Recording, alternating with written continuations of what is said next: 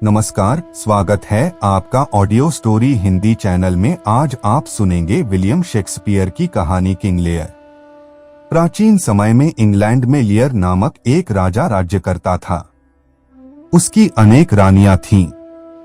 ईश्वर की कृपा से उसके पास धन, संपत्ति, नौकर चाकर, महल इत्यादि सब कुछ था। लेकिन इतना सब होते हुए भी उसके कोई संतान नहीं थी। संतान के बिना उसका वंश कैसे चलेगा? उसके बाद कौन राज्य का कार्यभार संभालेगा? यही चिंता उसे दिन रात परेशान करती रहती थी। इसी प्रकार अनेक वर्ष बीत गए। आखिरकार ईश्वर ने उसकी पुकार सुन ली और उसके घर 3 पुत्रियों ने जन्म लिया। उसने पहली पुत्री का नाम गोनरिल, दूसरी का नाम रीगन और तीसरी का नाम कॉर्डेलिया रखा।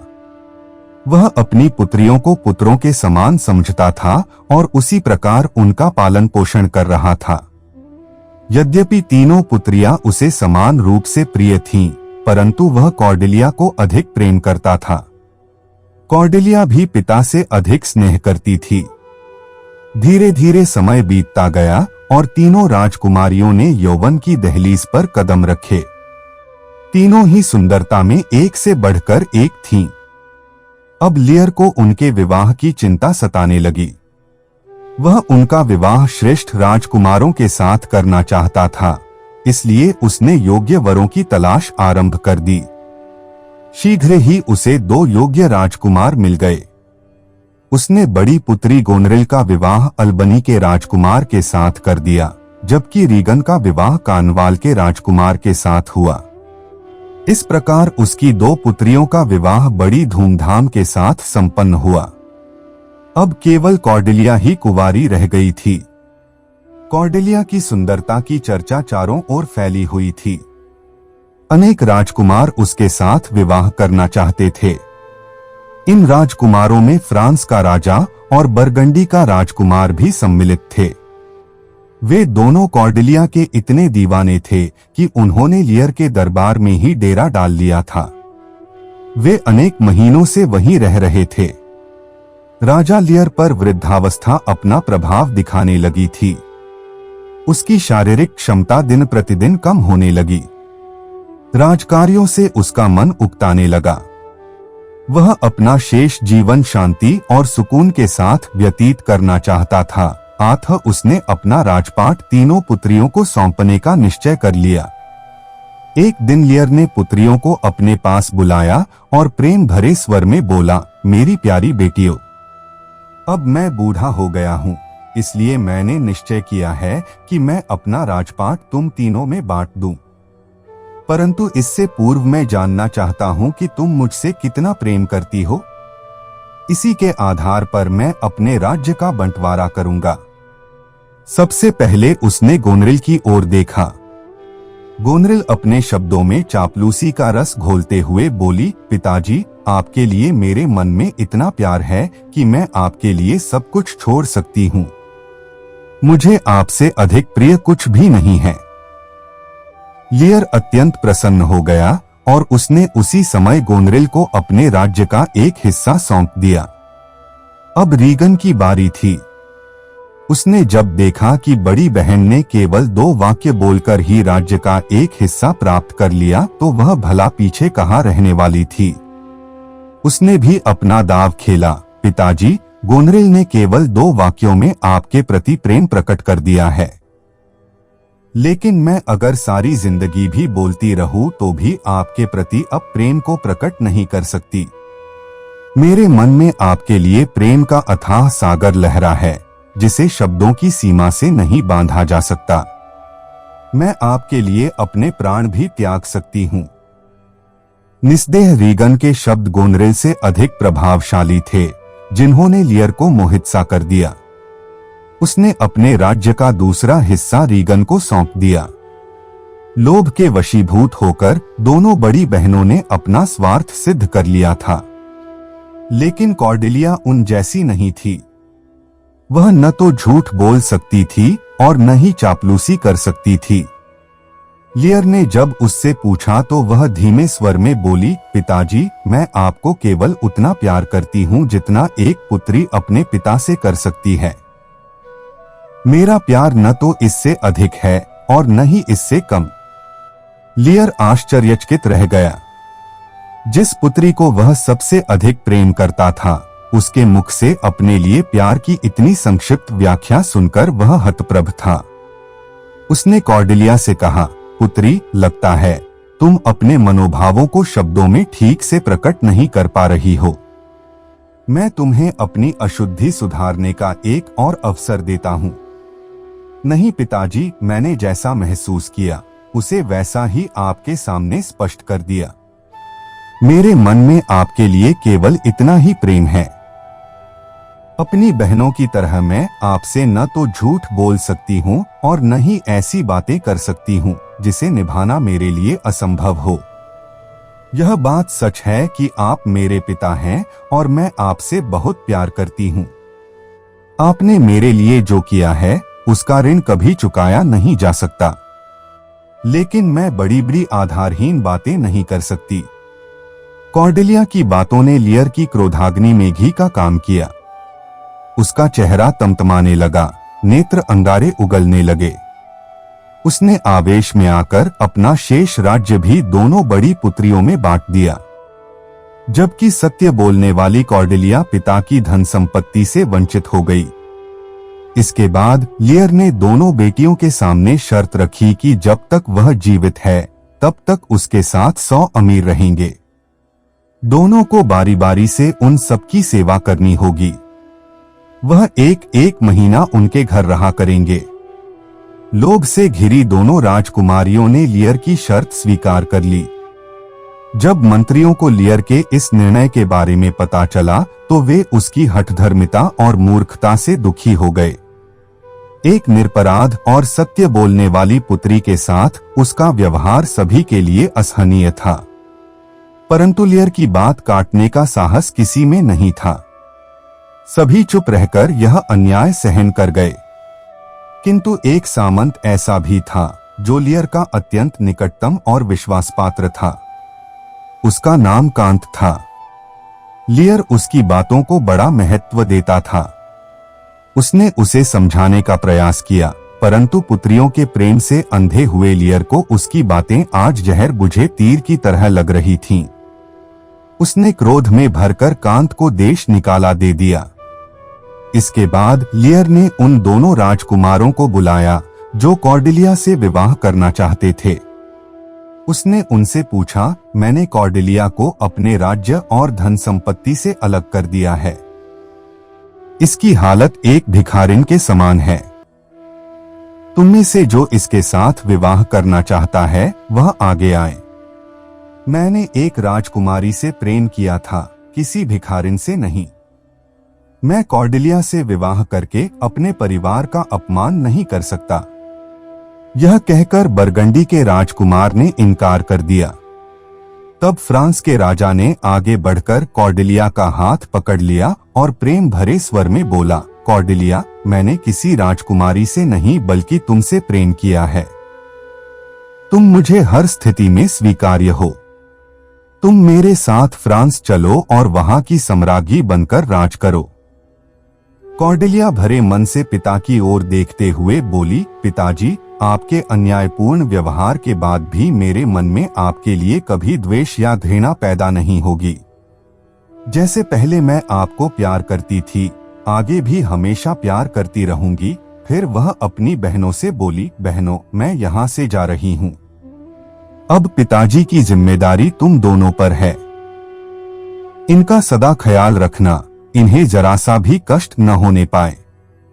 गोनरेल कटु स्वर में बोली, कॉर्डेलिया, तुम यह सहानुभूति रहने दो।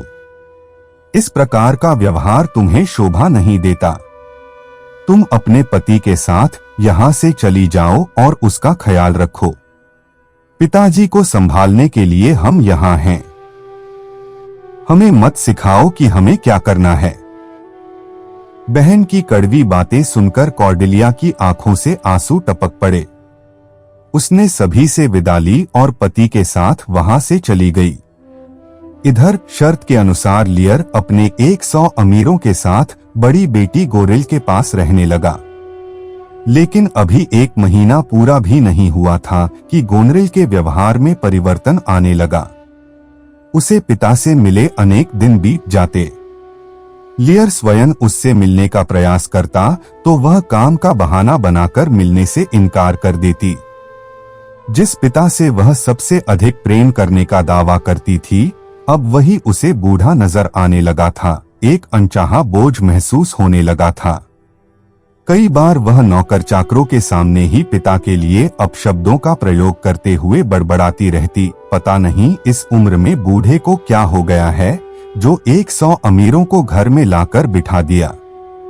जरूर इनका दिमाग खराब है, नहीं तो इस प्रकार महल को सराय नहीं बनाते।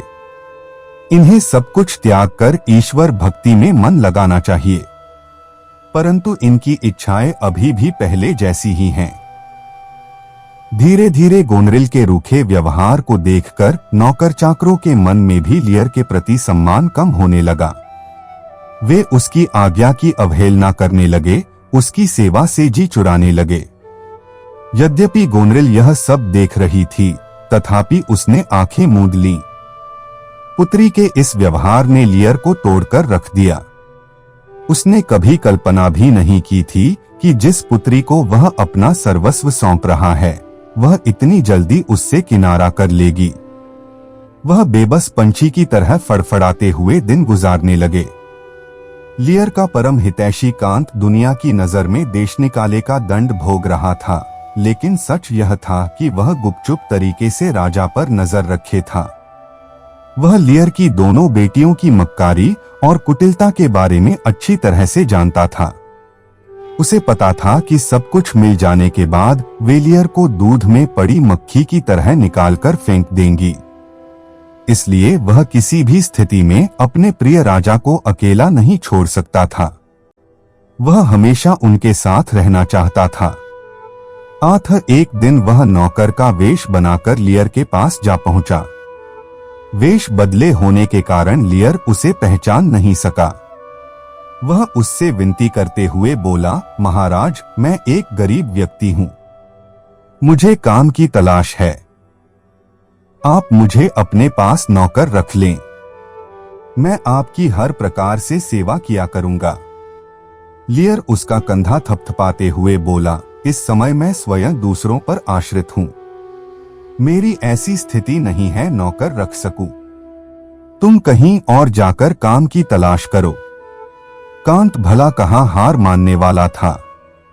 वह पुनः बोला, राजन, मुझे धन की आवश्यकता नहीं है। मैं बचा हुआ भोजन खाकर आपकी सेवा करता रहूंगा। मुझे अपने से दूर मत कीजिए। लियर कुछ आश्वस्त होकर बोला, ठीक है, लेकिन तुम क्या काम जानते हो? कांत विनम्र स्वर में बोला, मालिक, मैं साफ सफाई से लेकर मेहमानों की सेवा आदि सब कुछ कर सकता। आप जो काम देंगे मैं खुशी खुशी कर लूंगा। बातों से तो तुम हर काम में निपुण लगते हो। तुम्हारा नाम क्या है? हुजूर, सब मुझे कायस के नाम से जानते हैं। आप भी मुझे इसी नाम से पुकारा करें। उसी दिन से कांत कायस नाम से लियर के पास नौकरी करने लगा। पहले दिन ही उसे अपनी स्वामी भक्ति दिखाने का अवसर मिल गया। एक राजसेवक ने किसी बात को लेकर लियर को कठोर नेत्रों से घूरते हुए भला बुरा कह दिया। उसका यह दुस्साहस कांत के लिए असहनीय था। उसने उसी समय उस राजसेवक को खूब मारा और बाहर नाली में फेंक दिया। ऐसे सेवक को पाकर लियर अत्यंत प्रसन्न हुआ। इसके फलस्वरूप धीरे धीरे उसका झुकाव कांत की ओर बढ़ने लगा। लियर के साथ कुछ स्वामी भक्त नौकर और भी थे, जिन्होंने संकट के समय में भी उसका साथ नहीं छोड़ा था। इन्हीं में हंसोड़ नामक एक सेवक भी था। वह अपनी हास्य कविताओं, तुकबंदियों और उल्टी सीधी बातों से का मनोरंजन किया करता था। अनेक बार वह राजा के भोलेपन और राजकुमारियों की कुटिलता पर तुकबंदियां लिख डालता था। इस प्रकार हंसोड़ और कायस दोनों मिलकर लियर को प्रसन्न रखने का प्रयास करते रहते थे। लेकिन गोनरिल उन पर भारी थी। लियर को कष्ट देने के लिए वह अकेली ही बहुत थी। एक दिन गोनरिल चिढ़ते हुए पिता के पास आई और तीखे स्वर में बोली, बस बहुत हो चुका। अब मैं आपकी तथा आपके साथियों की और अधिक सेवा नहीं कर सकती। आप लोगों ने मेरे घर को धर्मशाला बनाकर रख दिया है। मेरे पास इन पर खर्च करने के लिए फिजूल का धन नहीं है। अच्छा यही होगा कि आप सभी यहाँ से चले जाएं। इन शब्दों ने लियर को अपमान की आग में झुलसा डाला। उसने उसी समय बड़ी बेटी को छोड़कर छोटी बेटी रीगन के घर जाने का निश्चय कर लिया। आज्ञा मिलते ही सेवकों ने उसी दिन सब तैयारियां कर दी। अगले दिन लियर और उसके 100 अमीर साथी अपने अपने रथों पर सवार हुए। चलने से पूर्व लियर ने महल की ओर देखा और करुण स्वर में प्रार्थना करते हुए बोला, हे ईश्वर, गोनरिल ने मेरी बेटी होने के बाद भी सदा मेरा अपमान और तिरस्कार किया। मुझे अपशब्द कहे, मुझे मेरे ही महल से चले जाने के लिए विवश कर दिया।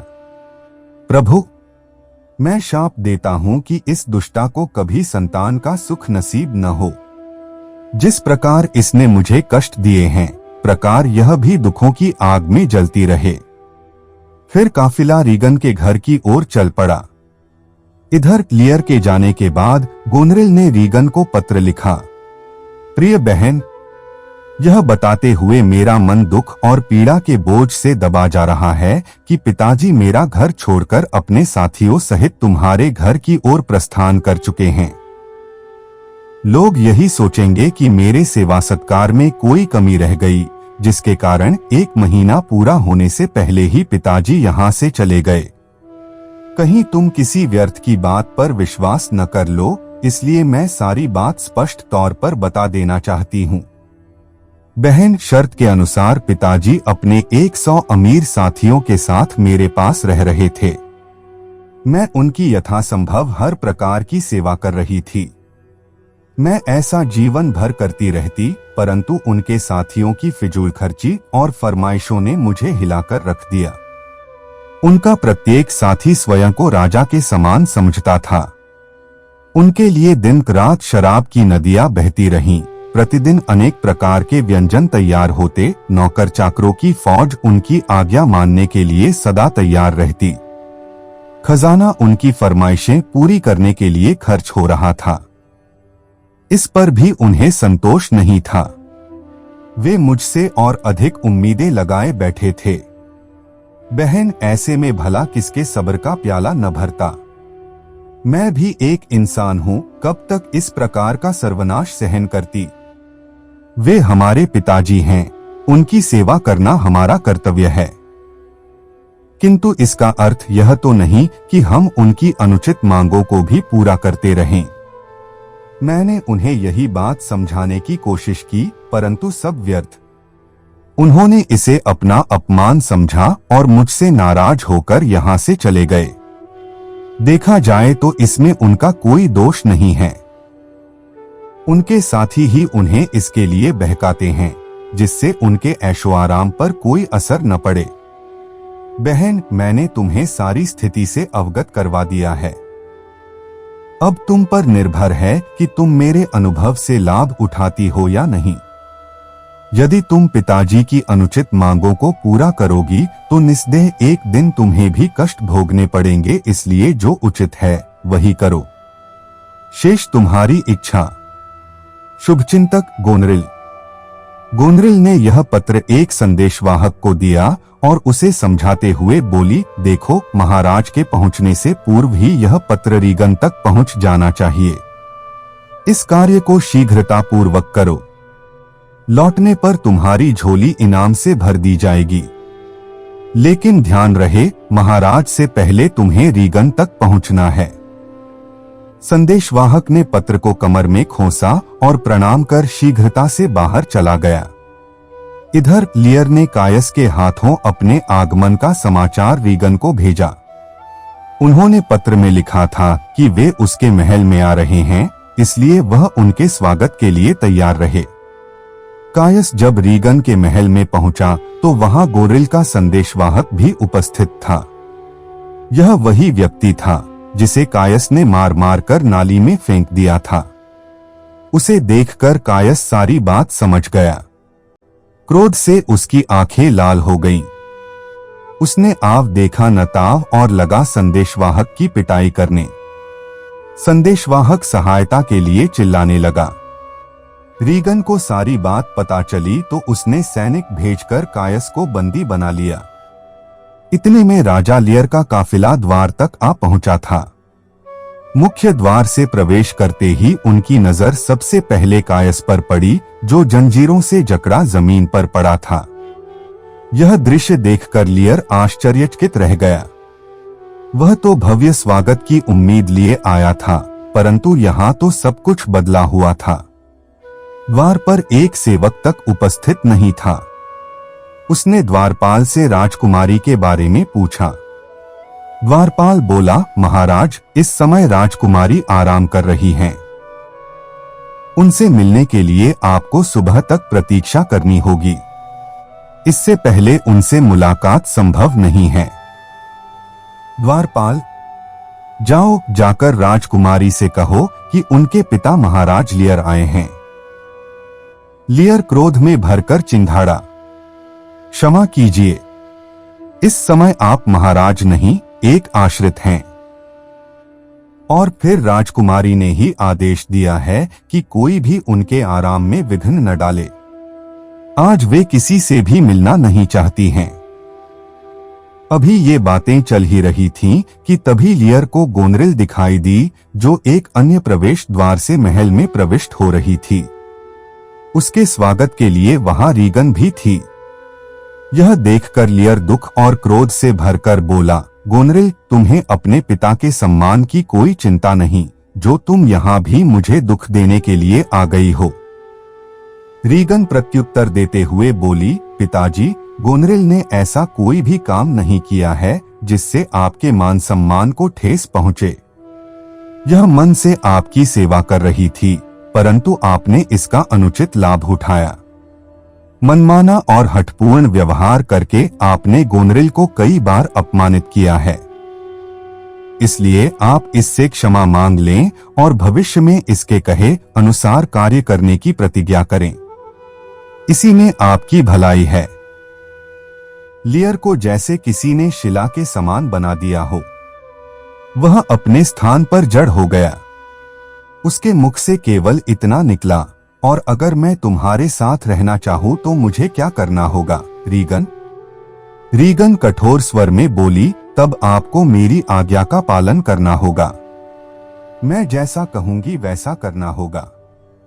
आपके सभी अनुचित खर्चे बंद हो जाएंगे। इन 100 अमीर भिखमंगों को यहाँ से जाना होगा। इसके बाद रीगन ने कायस को बंधन मुक्त कर दिया। लियर की आंखों के आगे अंधेरा छा गया।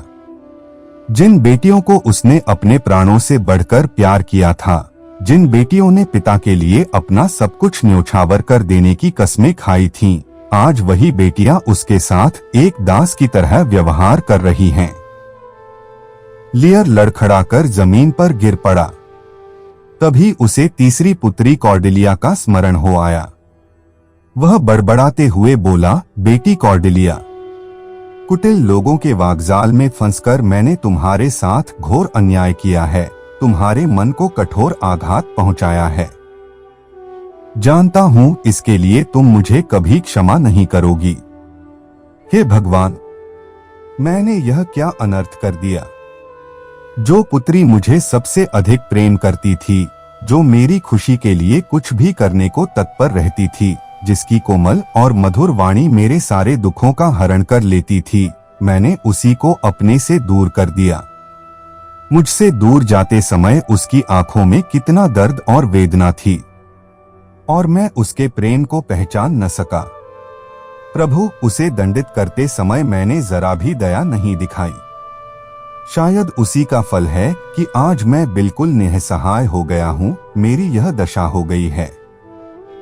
काश एक बार मैं कॉर्डेलिया से मिल सकता, उसके पैरों में गिरकर अपने अपराधों की क्षमा मांग सकता। अभी लियर विलाप कर रहा था कि सहसा आकाश में घटाएं घेर आईं, चारों ओर घनघोर अंधेरा छा गया। देखते ही देखते बिजली कड़कने लगी, बादल गरजने लगे और मूसलाधार वर्षा होने लगी। गोनरिल को साथ लेकर रीगन महल के अंदर चली गई। आसपास के सैनिक भी इधर उधर दुबक गए, पशु पक्षी भी अपने अपने स्थानों पर जा छिपे। लेकिन लियर खुले आकाश के नीचे खड़ा रहा। तेज वर्षा ने उसे सिर से पैर तक भिगो दिया। जिस पर छत्र करने के लिए हर कोई उतावला रहता था, वही लियर आज एक भिखारी की तरह खुले आकाश के नीचे खड़ा था। हर किसी ने उसकी ओर से मुंह फेर लिया था। उसकी बेटियां, जिन्हें वह सबसे अधिक प्रेम करता था, उससे विमुख हो गई थीं। कहते हैं, शोक जब अपनी सीमाएं तोड़ता है तो मनुष्य की विवेक शक्ति नष्ट कर देता है। कुछ ऐसा ही लियर के साथ हुआ। वह पागलों की तरह चिल्लाने लगा, आओ आओ आंधियों, आओ तूफान, सबको अपने आगोश में ले लो। अपनी प्रचंड शक्ति से सब कुछ छिन्न भिन्न कर दो, सब कुछ नष्ट भ्रष्ट कर दो। ऐसी प्रलय ले आओ कि सारे पाप तुम में समा जाए, संपूर्ण सृष्टि का नाश हो जाए। इसके बाद लियर चीखते हुए वहां से भागा और दूर अंधियारे में जाकर खो गया। उसे संभालने के लिए कायस और हंसोर भी पीछे दौड़े। लियर को कुछ होश न था, वह पागलों की तरह दौड़ा जा रहा था। भागते भागते वह घने जंगल में जा पहुंचा। आखिरकार कायस ने उसे पकड़ लिया और पास की एक गुफा में ले आया। लियर लगातार बड़बड़ाता जा रहा था। उसकी यह दशा देखकर कायस और हंसोड़ की आंखें भर आई। वह समझ गया कि पुत्रियों के स्वार्थयुक्त व्यवहार ने लियर को पागल बना दिया है। उसने मन ही मन उन्हें सबक सिखाने का निश्चय कर लिया। अगले दिन राजा को हंसोड़ के पास छोड़कर वह नगर की ओर चल पड़ा। वहां उसने उन लोगों को एकत्रित किया जो लियर के पुराने वफादार साथी थे। वे उसके लिए अपनी जान देने को तत्पर रहते थे। कायस उन्हें लेकर गुफा में लौट आया। जंगल में डोबर नामक एक पुराना किला था। कायस ने लियर सहित सभी लोगों को उस किले में पहुंचा दिया। तत्पश्चात वह कॉर्डेलिया से मिलने फ्रांस चला गया। वहां उसने कॉर्डेलिया और उसके पति को राजा लियर के साथ घटी सभी घटनाओं के बारे में विस्तार से बताया। साथ ही उसने गोनरिल और रीगन के दुर्व्यवहार की भी आलोचना की। पिता की दुर्दशा के बारे में सुनकर कॉर्डेलिया की आंखों में आंसू भर आए। एक राजा की ऐसी दुर्गति होगी, उसने यह कल्पना तक नहीं की थी। जहां एक ओर उसके मन में पिता के लिए प्रेम का सागर उमड़ रहा था, वहीं दूसरी ओर बहनों के लिए क्रोध का ज्वालामुखी धधकने लगा। उसने पति की आज्ञा ली और विशाल सेना लेकर चल पड़ी। वह अतिशीघ्र पिता के पास पहुंच जाना चाहती थी। एक दिन लियर सबकी नजरों से छिपकर किले से बाहर निकल आया और वन में भटकने लगा। कॉर्डेलिया जब डोबर किले के पास पहुंची तो मार्ग में उसे लियर दिखाई दिया। उसने घास का मुकुट सिर पर लगा रखा था और ऊंची आवाज में चीख रहा था, मैं इस देश का राजा हूं, मुझसे डरो मत। पिता को इस हालत में देखकर कॉर्डेलिया के मन पर तीर चलने लगे। वह दौड़कर पिता के गले लग गई, लेकिन विवेकहीन लियर ने उसे नहीं पहचाना। कॉर्डेलिया ने अपने साथ आए वैद्यों को पिता के उपचार में लगा दिया। दवाओं के असर और कॉर्डेलिया के स्नेह के कारण कुछ ही दिनों में लियर का विवेक लौट आया। उसने जब उसे सामने देखा तो उसके गले लगकर फूट फूट कर रो पड़ा। कॉर्डेलिया पिता को सांत्वना देने लगी। पिता पुत्री के इस भावुक मिलन को देखकर उपस्थित लोगों के मन भर आए। इधर एक नया विवाद खड़ा हो गया था। इंग्लैंड के पड़ोसी देश का राजा एडमंड बड़ा क्रूर, विलासी, कामुक, कुटिल, चालाक और लोभी प्रवृत्ति का था। पिता के देहांत के बाद उसने अपने बड़े भाई की हत्या कर दी और स्वयं को राजा घोषित कर दिया। वह अत्यंत सुंदर था। गोनरिल और रीगन उसकी सुंदरता के बारे में अनेक बार सुन चुकी थीं। दोनों बहनों को कॉर्डेलिया के सेना सहित आने की सूचना मिल चुकी थी। अतः उसका सामना करने के लिए उन्होंने ग्लोसेस्टर के नेतृत्व में विशाल सेना डोबर किले की ओर भेज दी। इसी बीच रीगन के पति कार्नवाल का देहांत हो गया। वह पहले से एडमंड पर मोहित थी, इसलिए उसने उसके पास विवाह का प्रस्ताव भेजा। गोनरिल को जब इस बात का पता चला तो वह ईर्ष्या से भर उठी। वह स्वयं भी एडमंड से विवाह करना चाहती थी। इसके कारण उसने अपने पति को भी ठुकरा दिया था। परंतु इससे पहले कि वह इस उद्देश्य में सफल हो पाती, उससे पूर्व रीगन ने उसके मार्ग को बाधित कर दिया था। अतः उसने रीगन को हमेशा के लिए समाप्त करने का निश्चय कर लिया। एक दिन उसने रीगन को भोजन के लिए आमंत्रित किया और विष देकर उसे मार डाला। गोनरिल के पति को जब सारे पत्र के बारे में पता चला तो उसने गोनरिल को बंदी बनाकर कारागार में डलवा दिया। आत्मग्लानि से वह छटपटाने लगी और एक दिन उसने भी फांसी लगाकर आत्महत्या कर ली। इस प्रकार दोनों बहनों को अपने किए की सजा मिल गई। उन्होंने तड़प तड़प कर प्राण त्यागे। उधर ग्लोसेस्टर का सामना करने के लिए कॉर्डेलिया सेना सहित रणभूमि में आ डटी। दोनों के बीच भयंकर युद्ध छिड़ गया। कभी ग्लोसेस्टर का पलड़ा भारी होता तो कभी कॉर्डेलिया का पक्ष मजबूत हो जाता। अंत में ग्लोसेस्टर की मक्कारी और धूर्तता के आगे वह परास्त हो गई। उसने षड्यंत्र रचकर रात को सोते हुए उसे घेर लिया। कॉर्डेलिया ने डटकर मुकाबला किया, लेकिन अंततः ग्लोसेस्टर की तलवार ने उसके प्राण हर लिए। लियर को जब कॉर्डेलिया के बलिदान के बारे में पता चला तो उसकी आंखें पथरा गई। उसे गोनरिल और रीगन की मृत्यु का कोई दुख नहीं था, परंतु कॉर्डेलिया की मृत्यु के सदमे ने उसके मन के असंख्य टुकड़े कर दिए। उसने कॉर्डेलिया को पुकारते हुए उसी क्षण प्राण त्याग दिए। पिता पुत्री के इस अनन्य स्नेह को देखते हुए दोनों की अंत्येष्टि एक साथ एक ही स्थान पर की गई। आप सुन रहे थे विलियम शेक्सपियर की कहानी किंग लियर। ऐसी ही कहानियां सुनने के लिए हमारे चैनल को लाइक और सब्सक्राइब करें, क्योंकि आपका एक लाइक हमें ऐसी ही वीडियो बनाने के लिए मोटिवेट करता है। धन्यवाद।